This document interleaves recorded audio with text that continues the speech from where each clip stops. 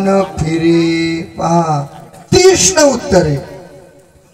जरी आपल्याजवळ शस्त्र नसेल परंतु हे जे शब्द आहे ना मुखामधले शब्द हे कसे असले पाहिजे।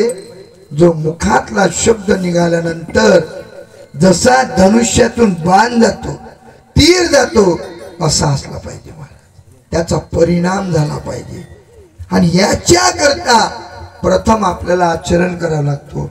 उदाहरणार्थ ताई नवरा बायकोचं भांडण चालू आहे जोर जोरानं चालू आहे।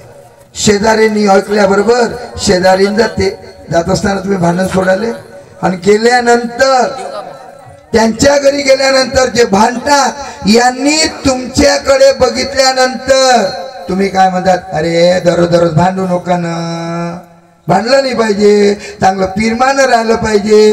जे भांडतात ना नवरा बायको ते तुमच्याकडे बघून म्हणतात अय मोठी आली इथं तू तुझ्या घरचा तोंडार पाय एवढंसं तोंड करा लागते आणि घरी या लागते बरोबर आहे ना। मग आपल्याजवळ शस्त्र कोणतं आहे शब्दरूपी मारा। शब्दाचा मारा केला आलं लक्षात। हो या संतांनी काय केलं भगवंताला तसंच साठवलं काय धरीला पंढरीला पंढरीचा धरीला पंढरीचा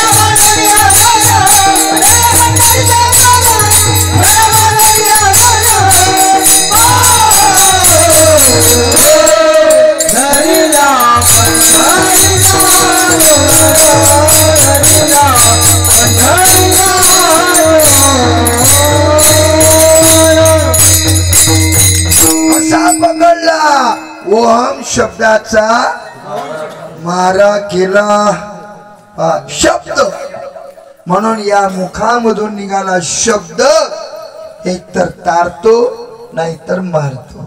कारण जसं शस्त्र असते